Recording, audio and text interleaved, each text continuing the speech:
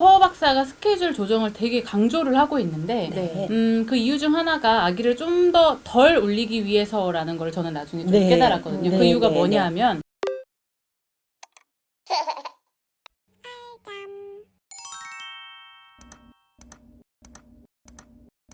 오늘은 퍼버법 1차에서 다뤘던 내용에 이어서 시간차 개입 방법에 대해서 조금 더 자세히 알아보려고 해요. 네. 저는 이 페이지를 읽으면서 쉽지 않겠다라는 생각을 맞아요. 쉽지 했어요. 않아요. 네, 이거를 정말 이대로만 진행을 한다고 하면은, 우와, 정말로 이건 어렵겠다라는 생각을 했어요. 그거에 대해서 그냥 객관적으로 저희는 설명을 드리도록 할게요.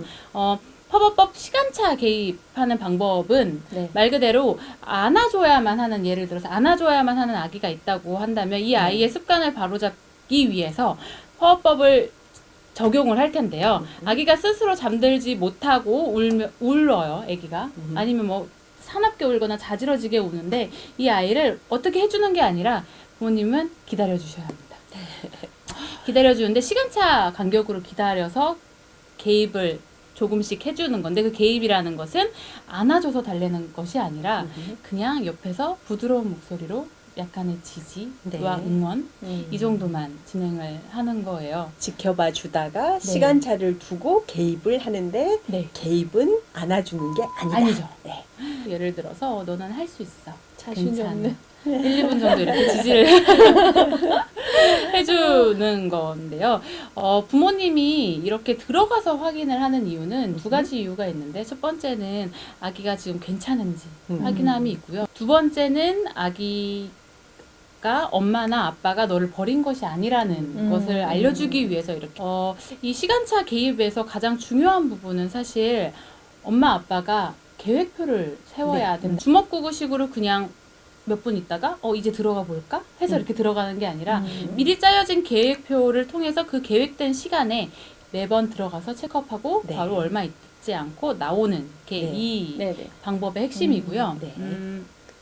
만약에 퍼업법을 진행을 한다고 마음을 먹으셨으면 어느 정도 아기의 울음이라던가 저항을 예상을 하시고 계획표를 짜고 그 계획표를 실행을 하셔야 네. 합니다. 네. 아기들은 계속 성장과 발달을 할 맞아요. 거고, 네. 그리고 예외의 순간들이 너무 많아요. 네. 일어서거나 아니면은 뭐 분리불안이 왔거나 아니면 걷기 시작을 했거나 이런 매번의 이제 미션을 통해서 아기들의 수면 문제가 발생을 할 네. 수가 있는데, 그때마다 포업법을 해야 한다고 생각하면 부모님들이 사실 네. 그 울음을 매번 이렇게 이겨내실 수 있을지 저는 네. 사실 의문이 좀 들더라고요. 네. 네.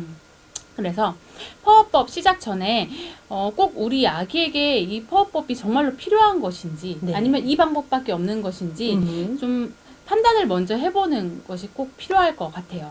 여기서 첫 번째 질문인데요. 네. 퍼업법을 진행하려면 시간차 개입이 먼저가 아니라 그 전에 일과를 먼저 세팅을 해야 되잖아요. 네, 네, 그렇죠. 네. 하루 일과가 어느 정도 잡혀 있어야 시간차 개입을 어떻게 계획할지를 정할 수 있거든요. 네. 자, 제일 먼저 퍼버법으로 빨리 성공하려고 한다면 아기가 충분히 졸릴 때 시도를 해야 돼요. 별로 졸리지 않으면 버티겠죠. 버티는 시간이 길어지겠죠. 버티는 시간이 길어지면 엄마 아빠가 분명히 져요. 그리고 한 번 지면 애는 이제 그 다음 훨씬 더 저항을 심하게 하겠죠. 한 번 이겨본 경험이 있으니까. 그래서 그 다음 후폭풍을 엄청나게 각오를 해야 하는 일이에요. 이제 그 후폭풍은 어떤 식으로 오냐면요. 눕히려는 기미만 보이면 벌써 울기 시작하는 식으로 후폭풍이 오는 거예요. 그래서 그 다음은 이겨내기가 훨씬 더 힘들어지는 거죠. 그래서 퍼버법을 시행을 하려면 일단 하루 일과가 잘 잡혀 있어서 몇 시쯤 시도하면 아이가 굉장히 졸려서 많이 저항하지 못할 것이다 라는 걸 예측하고 그 시간대에 시도를 해야 합니다. 퍼 박사가 스케줄 조정을 되게 강조를 하고 있는데 네. 그 이유 중 하나가 아기를 좀 더 덜 울리기 위해서라는 걸 저는 나중에 좀 네. 깨달았거든요. 그 네, 이유가 네, 뭐냐 네. 하면 먼저 아기의 스케줄을 완벽하게 세팅을 좀 해놓은 다음에 이 아기를 원래 재우던 시간보다 30분에서 1시간 뒤에 데리고 들어가라고 네, 네, 제안을 해요. 네. 그 이유는 바로 아기를 조금 더 덜 네. 울리려고 하는 게 맞죠, 소장님? 네, 그렇죠. 그 앞서 말씀드린 걸 조금 더 생각해 보면 정말 당연한 것이 아기가 너무 졸려서 쉽게 굴복이 가능해야 되잖아요. 네. 말씀하신 것처럼 퍼버법이라는 것은 많이 울리는 방법이 아니고 어떻게 하면 조금 덜 울려서 스스로 잘 자는 습관을 갖게 할 것인가에 초점을 맞추는 것이기 때문에 덜 울릴 수 있는 방법이 뭔가를 생각한다면 하루 일과를 봤을 때 엄청나게 졸려서 저항이 덜할 때를 골라서 시작을 해야 한다는 거죠. 네. 그럼 시간차 방법으로 개입하는 건 네. 어떻게?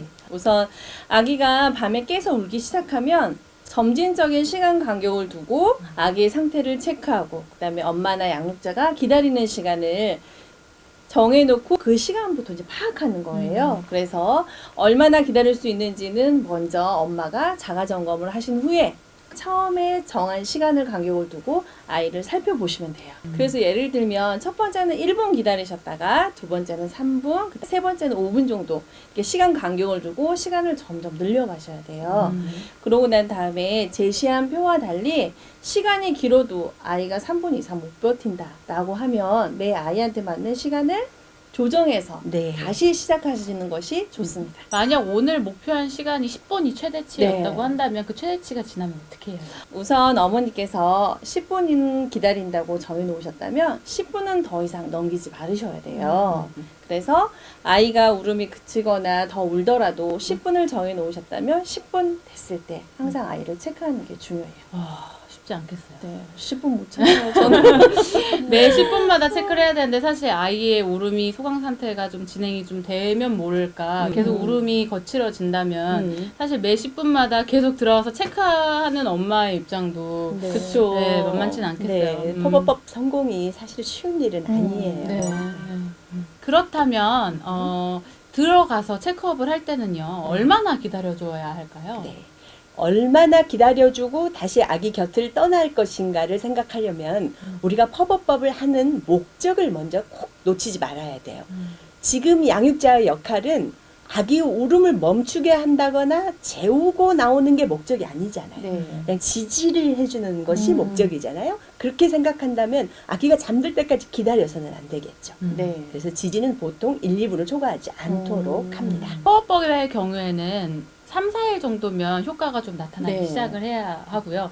일주일 정도 지속을 했는데 만약에 효과가 나타나지 않는다면 다시 처음으로 돌아가서 다시 시작을 해야 한다고 제안을 하고 있습니다. 네. 네. 책을 살펴보면 재밌는 부분도 많이 나오더라고요. 그래서 예외적인 상황들도 많이 얘기를 하고 있는데요. 그런 부분 어떤 것이 있을까요? 저는 책을 보면서 좀 재밌다고 느꼈는데요. 네. 허버 박사가 상황에 대한 고려도 좀 했던 것 같아요. 네. 예를 들어서 아기와 엄마가 같은 방을 쓰고 있다면 네. 엄마가 그 방 안에서 어떻게 개입을 할 수 있는지에 대해서 설명을 하고 있는데 같은 침대에 서 있다면 아기에게 시간차 간격을 똑같이 그 방 안에서 해주면 된다라고 또 이야기를 네. 하고 있거든요. 만약에 한 방에 같이 있는데 아기가 더 자극을 받는 것 같다라고 생각이 들면 그때는 엄마가 나갔다가 들어오는 방법을 쓰는데 네. 만약에 그렇지 못한 상황이라고 한다면 엄마가 최대한 조용하게 그리고 없는 것처럼 그 방 안에서 행동을 하면서 시간차 개입을 하도록 제안을 하고 있습니다. 네. 퍼버 박사의 경우에는 여러 가지 경우의 수를 또 생각을 네. 하더라고요. 저희가 알고 있었던 퍼버법의 경우에는 그냥 엄마가 시간차 간격으로 들어간다라고 알고 있었는데 네. 그게 아니라 엄마와 아이가 같은 방을 쓰고 있을 때에도 시간차 간격으로 접근하는 방법을 설명을 하고 있는데요. 엄마가 같은 방에서 같이 있어주면서 아기가 운다고 한다면 시간차 개입을 통해서 그 방 안에서 지지해주는 네, 거고요. 만약에 엄마가 한 방에 있는 거가 아기에게 조금 더 자극을 주게 된다면 그때는 엄마가 나와서 시도를 할 수 있다라고 이야기를 하고 있어요. 네. 그러니까 한 방에서도 충분히 이 퍼버법을 진행할 수 있다라는 거죠. 네. 또 재밌는 건 엄마와 아이가 같은 침대를 네. 쓰고 있을 경우도 또 설명을 하고 있잖아요. 네, 네. 패밀리 네. 침대를 사용하고 있는 경우를 이야기를 하는 거죠. 네, 허버 박사가 원래 썼던 책보다 개정판에서 훨씬 더 많은 경우의 수를 설명하고 있어요. 네. 우리가 지금 이야기 나눴듯이 네. 허버법이 워낙 어렵고 스스로 잘 적용을 하는 경우가 드물기 때문에 좀 더 아주 다양한 경우 수를 설명을 한 것 같아요. 사실 아기와 같은 침대에서 잔다면 허버 박사가 권장한 방법은 인형처럼 누워서 무반응을 하다가 시간차를 두고 서서히 반응하는 시간 간격을 늘려가라는 얘긴데요. 자, 같은 침대에서 자는 걸 저희가 권장하지는 않잖아요. 네. 그리고 잘 상상을 한번 해보면 같은 침대에서 자면서 아기에게 반응하지 않고 시간을 두고 기다렸다가 시간차를 두고 다가간다는 건 매우 어려운 맞아요. 일이라서 저는 패밀리 침대를 권장하지 않는 것이 좋다고 생각하고 네. 이 부분은 논외로 두는 것이 좋겠습니다. 네. 만약 아기하고 같은 방에서 잔다 그러면 그런 경우에는 아기하고 엄마의 잠자리는 확실히 분리를 하고 아기 사정거리 밖에서 의자에 앉아서 기다려주는 방법이 더 나을 것 같아요. 그때 이제 시간 간격을 두고 가서 아기를 체크해 보는 거죠. 만약에 그 방에서 어려울 때는 아까 말씀하신 것처럼 밖에 나갔다가 시간차 간격을 두고 점점 간격을 늘려가면서 들어와서 확인을 하는 방법이 좋겠고 네. 아기가 좀 컸을 때는 따로 다른 방에서 자잖아요. 네. 그럴 땐 아기가 방문을 열고 나와버리기도 한단 말이에요. 맞아요. 그 부분에 대해서 포버 박사가 굉장히 자세하게 설명하고 네, 있는데요. 요즘 뭐 안전문 같은 거 구매할 수 있잖아요. 네. 그 안전문을 두고 아기가 스스로 나올 수 없게 하라는 말도 하고 있습니다. 네. 낮잠의 경우에도 제한 네. 사항이 좀 있죠. 네. 낮잠을 자는 경우에도 개입하는 방법은 동일하게 진행을 하셔야 돼요.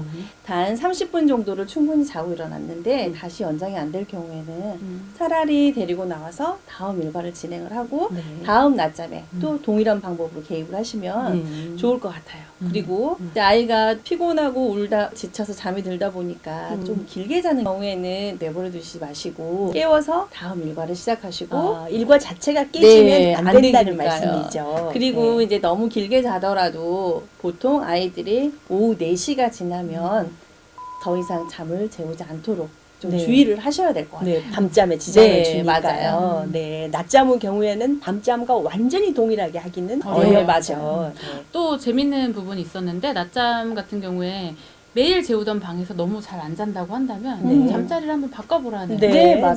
네. 오히려 네. 더 잘 자는 경우들이 네, 더 네, 많아요. 네, 그 방에 대해서 안 좋은 기억을 가지고 맞아요. 있어서 못 잘 수도 있으니까요. 허 박사의 경우에도 이렇게 예외를 좀 많이 두고 있다는 걸 저희가 네. 알 수 있었고 네. 저는 파워법을 이렇게 보면서 아주 흥미로운 문구를 좀 발견을 했는데요. 대부분의 수면 문제들이 기본적인 스케줄 조정을 통해서 네. 해결될 수 있다라고 네. 이야기하는 부분이 네. 눈에 딱 들어오더라고요. 네, 맞아요. 제가 가장 안타까운 부분이 그런 부분인데요. 퍼버법이라는 것은 아주 일관되고 단호하게 울려가면서 하는 것이다. 라는 것에 대한 생각이 너무 강해가지고 맞아요. 오히려 기본을 놓치고 있지 않나 하는 생각이 들어요.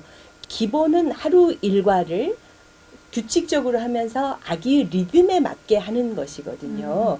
그것이 정말 수많은 수면 문제를 해결해 줄 수 있는 것이고 거기가 잘 안 될 때 퍼버법을 적용한다고 생각하셔서 모든 걸 다 놔두고 퍼버법에만 집중하는 것은 위험을 부를 수도 있다는 생각을 하셨으면 좋겠습니다. 저희가 실제로 상담을 하다 보면 아이들의 일과를 맞춰가기만 해도 수면 문제가 굉장히 많이 해결이 되고 있어요. 그렇죠. 사실은. 네. 그렇죠.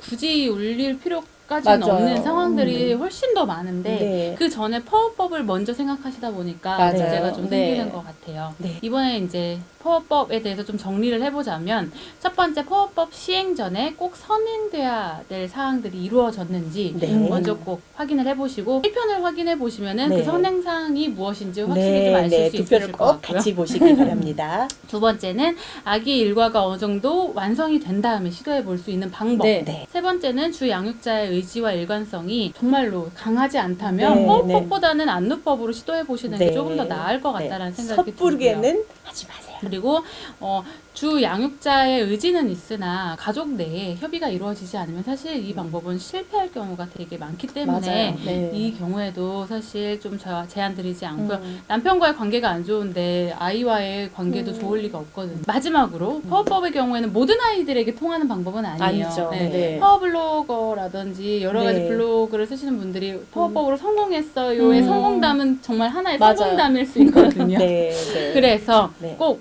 만약에 파워법을 하신다고 하신다면 전문가 상의 후 한번 진행을 네. 해보시는 것도 좋다고 생각을 합니다. 네, 섣부른 것은 위험합니다. 팝업법은 꼭 기본을 잘 아시고 먼저 지켜야 할 것이 뭔지를 생각한 다음에 시도하시기 바랍니다. 마지막으로 어머님들이 되게 많이 궁금해하실 부분이 뭐냐면요. 100일 전에 파워법을 한번 진행을 했다가 실패하신 부모님들이 약간 네. 죄책감도 사실 많이 느끼시고 있죠. 네, 불안해하시고 지금 이 영상을 보시면서도 많이 내가 정말 잘못한 건 아닌가라고 생각을 네. 하시는 분들도 정말 많으실 것 같아요. 네, 네. 그런 분들을 위해서 드릴 수 있는 팁이 좀 있을까요?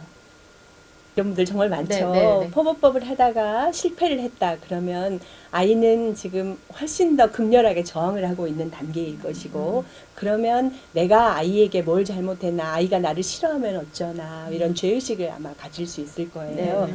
근데 그럴 때는 일단은 신뢰 회복이 먼저예요. 수면 교육을 교과서적으로 하는 것보다 신뢰를 다시 얻는 것이 가장 먼저이기 네. 때문에 아이에게 훨씬 더 민감하게 반응을 해줘야 되겠죠.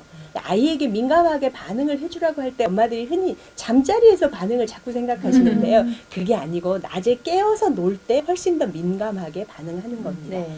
그리고 엄마가 다시 신뢰를 얻으면 다시 수면 교육은 해야 하는 거잖아요. 네. 아이의 수면 습관은 너무나 중요하니까 그러기 위해서 놓치지 말아야 할 것 두 가지가 일과 네, 수면의식. 그렇죠. 하루 일과를 정확하게 지키는 것 그리고 수면 의식은 반드시 해주는 것. 네. 이것은 놓치지 말면서 낮에 놀 때 아이에게 신뢰를 얻도록 조금 노력하는 기간이 필요하겠습니다. 육아를 좀 더 과학적이고 객관적으로 하시고 싶다면 좋아요와 구독을 눌러주세요.